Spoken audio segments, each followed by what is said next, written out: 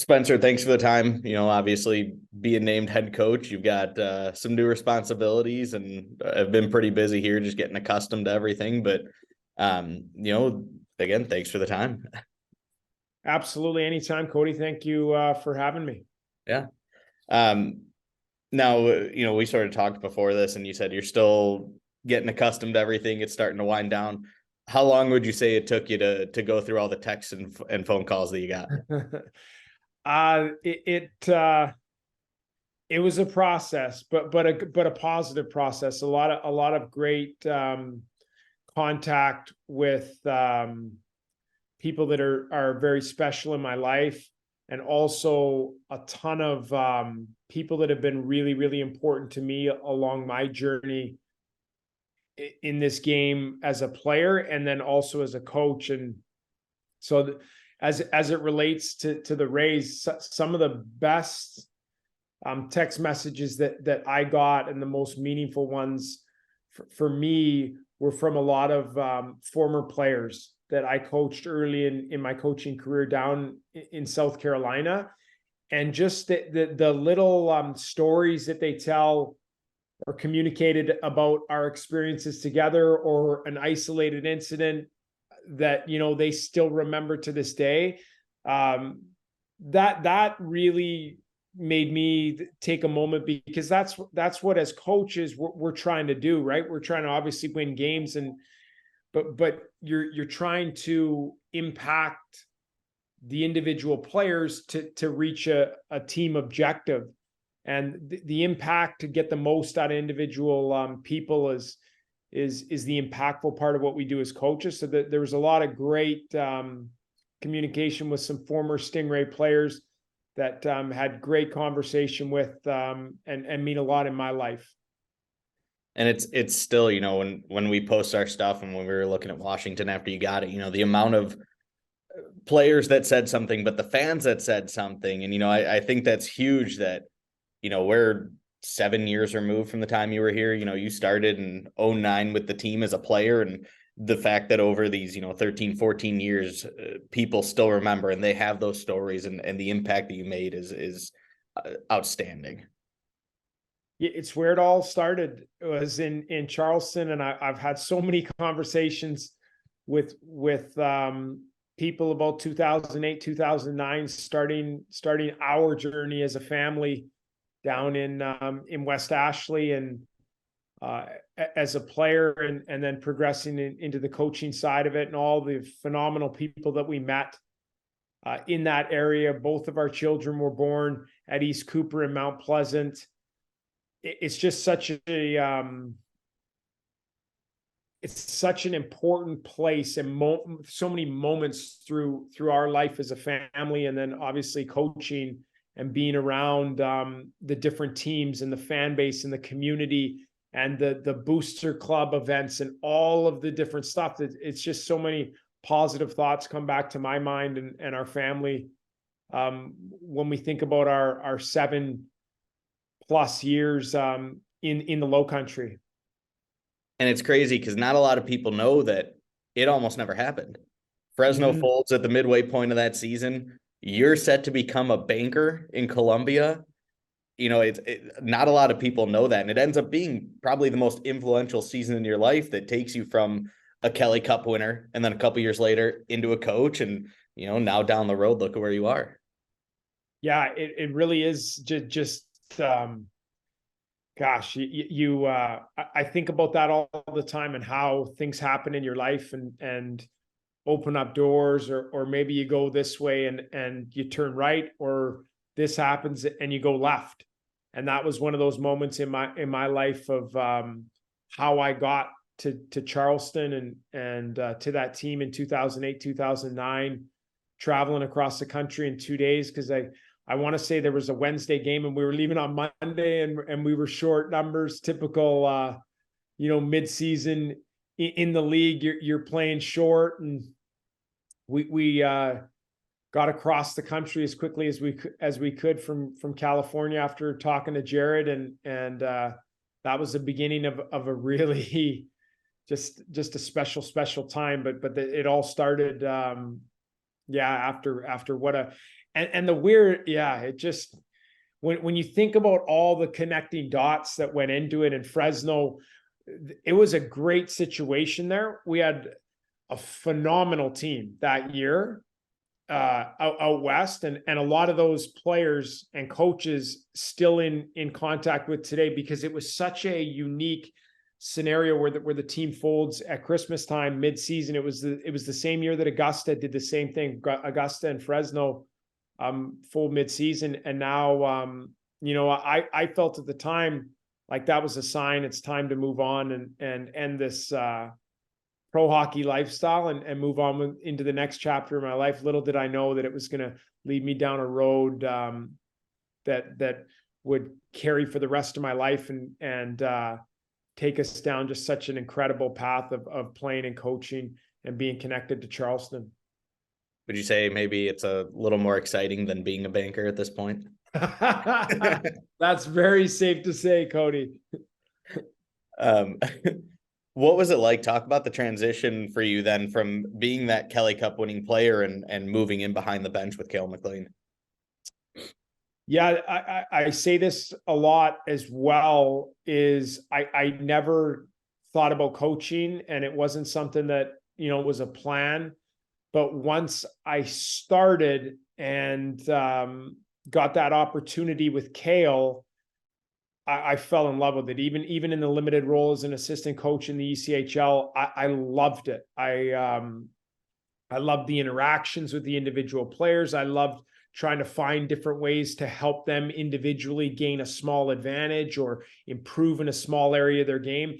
And then I also loved the competitive component of it as a coach, as you're trying to figure out and watch other teams and figure out how can I, as a coach, gain an advantage or create an advantage for our team through something as simple as a face-off play or a different neutral zone strike, that impact or what you were doing in practice the previous day to better prepare your team. That stuff I just fell in love with and enjoyed so much coming to the rink and trying to do or provide those things for our players and our team. And then learning from Cale and all the previous coaches that had set an example and a standard of how and what it means to be a coach of the South Carolina Stingrays, and the responsibility and the work ethic level that it takes and the attention to detail level that it takes and the standard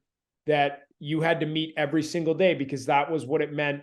And that was what had been created as the head coach of the South Carolina Stingrays, dating back as far as it goes to Vive, to Fitzsimmons, to Jared, to Cale, and that was my responsibility. And I learned from Cale and learned what it took, and then I just wanted to replicate that and do as good a job as I possibly could for the organization.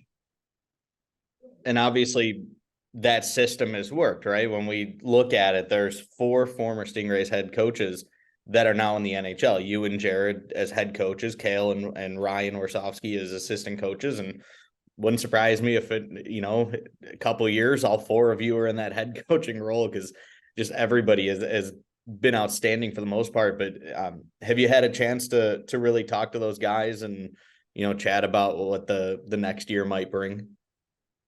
I have. I've spoken to all 3 of them. And it's kind of funny, like when you say that, and now I'm reflecting back on the conversations over the last couple of weeks, and that I don't know if it's just a personality trait of all of us. It's not like we obviously have so much where we've come from and very humble beginnings, and we all started in that same place. But there's not a lot of reflection, and maybe that'll come later in life. But it's such a forward focused group of individuals that it's just like, okay, next, what's next? Like, how are we getting better this off season? How are we preparing the staff? Hey, do you have any good drills? Is there a system adjust? Like, that's the way that Rye, Jared, Cale thinks, and myself. So it is. It's really, really special. we've said it so many times, what the organization and quite frankly, the community mean to each of us, of us getting our start in pro hockey, and how grateful we are for that. And then we just get to, okay, next, how are we getting better, and how are we progressing as coaches and as individuals? How do you go about those conversations? Because you have to dance a little bit. You don't want to give up any of your secrets of your game plan. So how do you go about those conversations without giving out too much? That's a good question. It helps that they're in the West. So they're all three are in the Western Conference. So you only see them twice a year. But it's not, you're not trading secrets. It's more just little stuff of like I touched on, like drills, little things. Did you see this last year from a special team standpoint? Just picking your brain on handling different situations. And then more importantly, just probably more of the conversations are just how's your family doing? When you heading back to Charleston? Are you staying there for the summer? What's your plan? That's what a lot of the conversations are. Then we'll get into some of the things if we're trying to pick each other's brains on certain things in the profession. Now, you talked about the power play, not really, but you touched on it. Your time in Toronto had one of the best power plays over the last few seasons, one of the best forward cores, most goals scored, most points, in that realm. But your time here in Charleston, you put up as a coach 5 of the 7 best defensive seasons in Stingrays history, and you were only a head coach for 5 years. So every single year, your defense was one of the best. Now that you're in Washington, how are you going to sort of take that defensive style that you had here and the offense that you had in Toronto and mold that and blend it together to bring Washington back to prominence? Yeah, I think it's always something that I've felt strongly about as a coach, and it's not necessarily a defensive mindset or this is the plan or we're going to be real defensive in this spot here. It's just little details that are important that it's my job to A, pay attention to them, but B, instill them into the group and teach and talk about them and push those things defensively, because a lot of it stuff is just choice stuff that you can show and implement and then hold the group accountable. And the offensive stuff, it's important, right? And that is an area where I've grown a lot as a coach, is creating more offense, getting creative with it, being progressive with how are areas where you can attack. A lot of the old school way was just offense was organically going to be created. You had some structures, some set stuff that you would look at, but it would be very organic, and it still is. But I think there are ways you can emphasize certain things structurally that open up more opportunities or lead to more offensive zone time or lead to more quality opportunities or clean entries or whatever it is. There's a lot of things that we can do as coaches to emphasize certain things that will help you create more offense. So I agree with you of a blend of being able to be real detail oriented when it comes to when we're defending and don't have the puck and we're trying to get it back, and then the part where we're going to try to create a lot of offense and use different tools to accomplish that. Have you gotten a chance to meet or maybe hop on a call with some of those leaders for you yet on the ice? Yeah. I've reached out and had conversations with everybody on our roster, and just introduced myself, talk a little bit about, get to know them as people first and foremost, and their families and their background, and touch a little bit on the upcoming season and their experience inside the organization. Now, one of the players that you have in that, Darcy Kemper, was with Bedsy a couple years back, was with Jared a couple years back, winning a Stanley Cup. Was that one of the things that you and Jared talked about, and maybe how you can get the best out of him? I talked to Darcy about it, just talking to him about our relationship and knowing Jared, and obviously they will be forever on the Stanley Cup together. as coach and player, and had a real successful year there. So yeah, I did talk to Darcy about that connection with Beds, and obviously a huge part of our team in Washington. As the song goes, started from the bottom, now you're here. You started in South Carolina, made your way to the OHL, into the AHL, found yourself in Hershey, Toronto. Now you're in Washington, the first coach to make it through all three levels. Was it sort of a full circle moment, going through the interview process and then finding out that, hey, you finally got it? Yeah, I didn't even think about that part of it, to be honest with you. Obviously, the familiarity with the organization and the people, and all the different, like everybody, when you think of that, you just think of Brian McClellan, or there's so many people inside of an organization that you create relationships with, you work with alongside, whether it's player development, whether it's skills coaches, whether it's assistant coaches, video coaches. So you have those long-standing relationships, and you've worked with in the past, and they've seen how you've operated.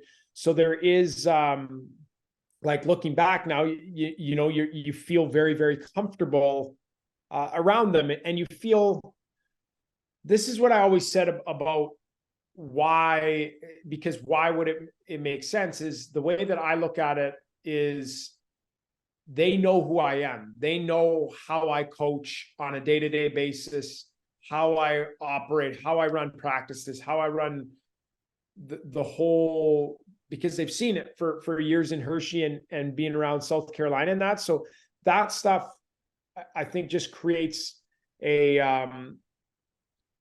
almost just that, like I touched on, that familiarity with one another on what the expectations and how this person is going to operate inside of our organization as a head coach. So looking back now, it just feels like the best place for me and my family. And I'm just excited. Like I said, I am rolling my sleeves up and getting to work. And now it's my job to prove them right. You talked about their familiarity with you, but for you, it's a chance. You won't work directly, but to work again with Rob Concannon, who you're friends with, and Brian Helmer, who you're friends with, and obviously a little more directly with Jason Fitzsimmons, who's already there, who is pretty influential. I know in the minor league organizations with Charleston, with the South Carolina Stingrays, and with Hershey. So is it a little maybe easier to make this transition than it has been at some of the other stops along your way? Oh, without question, with those relationships already being established, it just makes it, with anything in life, it just once and you have that rapport, it doesn't change the work that needs to be done or the context of the conversations. It just, there's a real comfortable feeling when you're going through and making decisions or creating a plan, when you already have a strong relationship with someone and you know what their expectations, they know how you come across, they know. So it's not the be all end all, but it just makes that transition a little bit more seamless with what you're talking about. The Jason Fitzsimmons of the world, the Rob Kincannons, the Brian Helmers, when you're talking to the your AHL affiliate, or however those